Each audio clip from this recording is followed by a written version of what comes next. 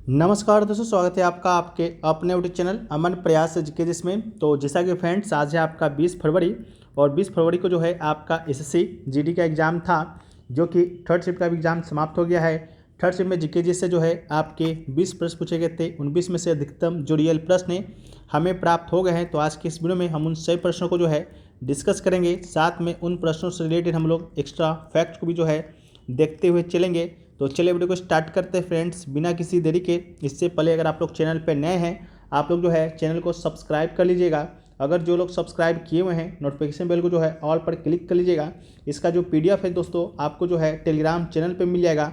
Telegram channel का जो link है आपको कहाँ मिलेगा, तो वो आपको डिस्क्रिप्शन में मिल जाएगा। तो जाइए डिस्क्रिप्शन को लिंक से टेलीग्राम को ज्वाइन कर लीजिए और पीडीएफ का जो है आप लाभ उठाइए। तो हम लोग बढ़ते हैं वीडियो में आगे। तो हम लोग का जो आज का पहला जो प्रश्न आपके एग्ज़ाम में जो है पूछा गया कि भारतीय संविधान का कौन सा जो भाग है राज्य के नीति निर्देशक तत्वों से संबंधित है।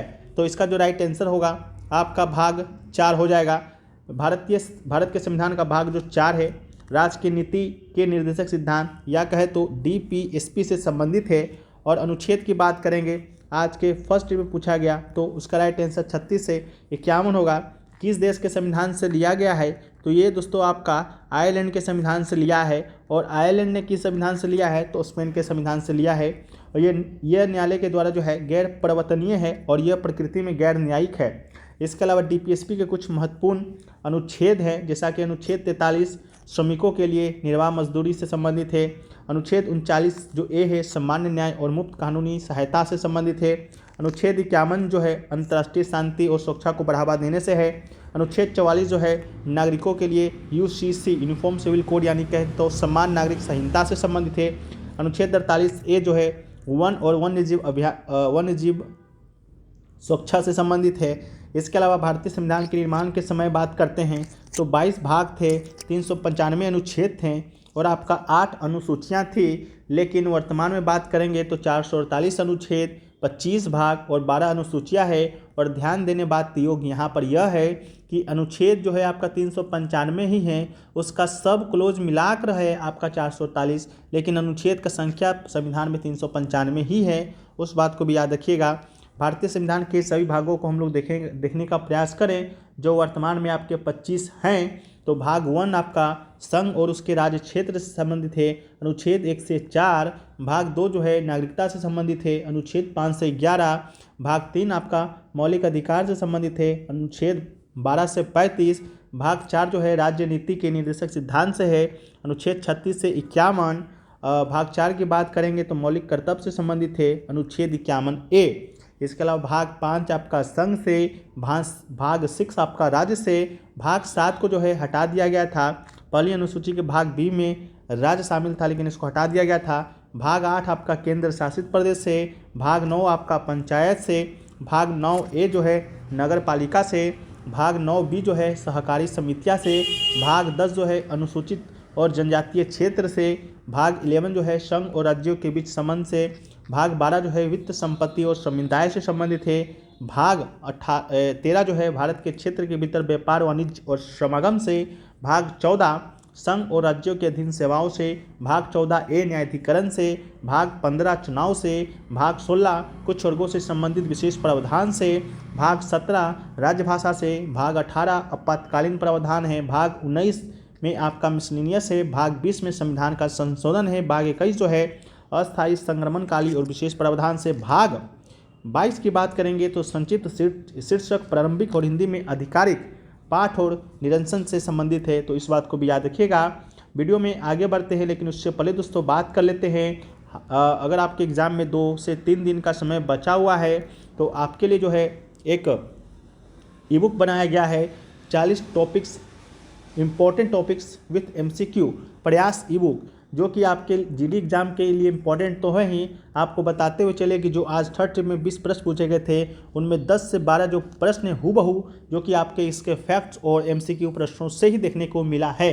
तो अगर आप लोग इसको परचेस करना चाहते हैं तो आप लोग को 2 व्हाट्सएप नंबर दिया गया है। दोनों व्हाट्सएप नंबर में से किसी एक पर संपर्क कीजिएगा तो आपको ये मिल जाएगा। ये आपके आगामी सभी एग्जाम के लिए इंपॉर्टेंट तो है ही, आपके हिंदी इंग्लिश लैंग्वेज में उपलब्ध है। सभी दिनों के लिए इसका प्राइस 199 रुपये रहता था, लेकिन अभी के लिए आपका ये मात्र 49 रुपये में मिल रहा है। और साथ ही साथ अगर आप अब इसको परचेस करते हैं तो जीडी का जो PDF है अभी तक के शिफ्टों में वो दोस्तों आपको फ्री ऑफ कॉस्ट मिलेगा, जिसका प्राइस 25 रुपया है। और सिर्फ आप जीडी का PDF लेना चाहते हैं तो आप ले सकते हैं 25 रुपये में। सेम व्हाट्सअप नंबर है, हिंदी इंग्लिश दोनों में उपलब्ध है, सैंपल आप यहाँ पर देख सकते हैं। बाकी वीडियो में हम आगे बढ़ते हैं। तो हमारा जो नेक्स्ट जो प्रश्न पूछा गया वो पूछा गया कि केंद्रीय भारी उद्योग मंत्री वर्तमान में कौन है 2024 के अकॉर्डिंग। तो इसका right answer Shri HD Kumaraswamy इसका राइट आंसर होगा। ये प्रश्न आपका कल भी पूछा गया था, आज भी पूछा गया है और कल भी पूछा जाएगा। नेक्स्ट क्वेश्चन पूछा गया कि 2011 के जनगणना के अनुसार भारत का सबसे साक्षर राज्य कौन सा है। यहाँ पर थोड़ा सा हम करेक्शन करेंगे। आपका सबसे ज़्यादा साक्षर जो है पुरुषों में पूछा गया था कि पुरुषों में सबसे ज़्यादा साक्षरता वाला जो राज्य कौन सा है।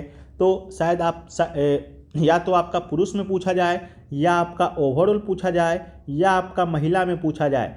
तीनों के संबंध में जो आपका राइट आंसर होगा वो आपका केरल ही होगा। इस बात का भी याद रखिएगा। केरल में साक्षरता दर जो है 93.91% है, लगभग 94% है। इसके अलावा पहला पे केरल, दूसरा पे लक्षद्वीप, तीसरा पे मिजोरम, चौथा पे गोवा, पांचवा पे आपका त्रिपुरा है, शीर्ष 5 से साक्षर राज्यों में। और पुरुष की साक्षरता दर की बात करेंगे तो 96.1 है। महिलाओं की साक्षरता दर 92.1% आपका केरल का है। तो इसको याद रखिएगा।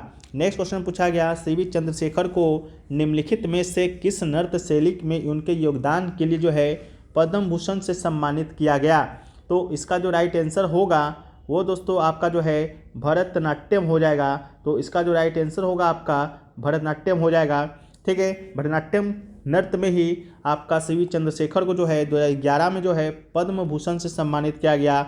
भरतनाट्यम देवदासी संस्कृति से जुड़ा हुआ है।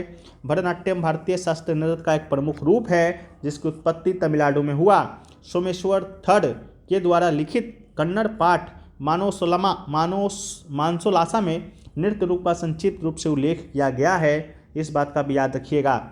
नेक्स्ट क्वेश्चन है श्री U श्रीनिवास निम्नलिखित में किस वाद्य यंत्र से संबंधित हैं। तो इसका राइट आंसर मंडोलिन होगा।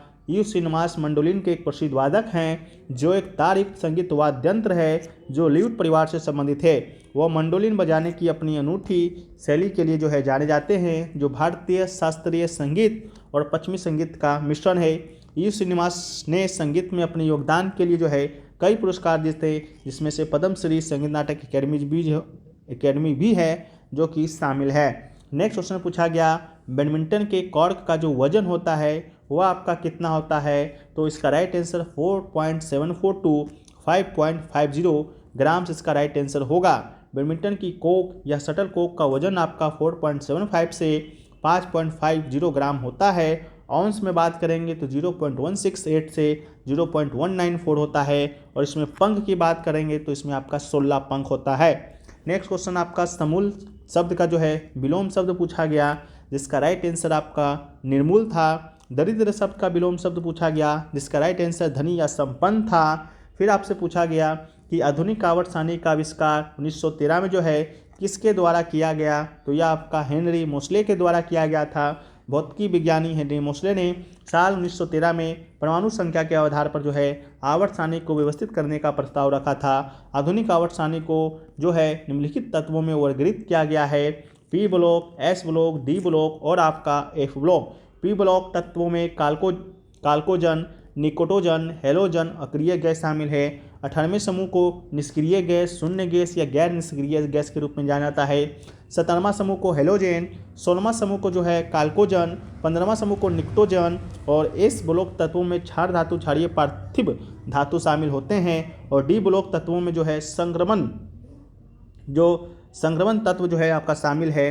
F ब्लॉक तत्व में अंत संक्रमण तत्व शामिल है। आधुनिक आवर्त सारणी में तत्वों को उनकी बढ़ती परमाणु संख्या के क्रम में जो है व्यवस्थित किया गया है। परमाणु संख्या की बात करेंगे तो परमाणु संख्या इक्वल टू प्रोटोनों की संख्या, और द्रव्यमान संख्या की बात करेंगे तो प्रोटॉन की संख्या प्लस न्यूट्रॉन की संख्या। इसके अलावा आधुनिक आवर्त सारणी में 7 पंक्ति 18 स्तंभ होते हैं। पंक्तियों को आवर्त के रूप में जाना जाता है और स्तंभ को जो है समूह के रूप में जाना जाता है। नेक्स्ट क्वेश्चन है कर्नाटक संगीत पितामह के रूप में जो है प्रतिष्ठित डैश अत्यधिक प्रख्यात संगीतकारों में से एक है। तो इसका जो राइट आंसर होगा वह आपका पुरंदर दास होगा। पुरंदर दास को कर्नाटक संगीत पिता के रूप में जो है सम्मानित किया गया था।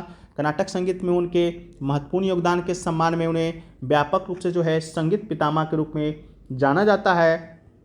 वे भगवान कृष्ण के महान भक्त और वैष्णव कवि संत एवं समाज सुधारक थे। इसके अलावा उनके गुरु व्यास तीर्थ ने एक गीत दशरेंद्र पुरंदर दारासराय में पुरंदरदास की महिमा का जो है व्याख्यान किया है। तो इस बात को भी जो है याद रखिएगा। नेक्स्ट क्वेश्चन जो पूछा गया, सीमा सुरक्षा बल यानी BSF के जो है महानिदेशक कौन हैं? तो राइट आंसर आपका दलजीत सिंह चौधरी होगा।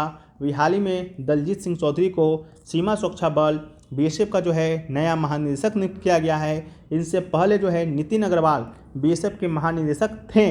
इसके अलावा वर्तमान में दलजीत सिंह चौधरी हैं। सीमा सुरक्षा बल की जब हम लोग बात करते हैं तो सीमा सुरक्षा बल जो है एक केंद्रीय सशस्त्र पुलिस बल है। इनकी स्थापना 1 दिसंबर 1965 को भारत पाक युद्ध के बाद किया गया था। यह गृह मंत्रालय के अधीन कार्य करता है और BSF अधिनियम को वर्ष 1968 में जो है संसद के द्वारा जो है पारित किया गया है। तो इस बात को भी जो है आप याद रखिएगा। इसके अलावा जो है एक क्वेश्चन और जो पूछा गया था उसका लैंग्वेज हमें जो है शुद्ध रूप से नहीं मिला है, फिर भी हम आपके सामने वो उस प्रश्न को जो डिस्कस कर देते हैं। अगर आप लोग से रिकॉल हो पाए तो आप लोग हमें कमेंट सेक्शन में जो है बता दीजिएगा।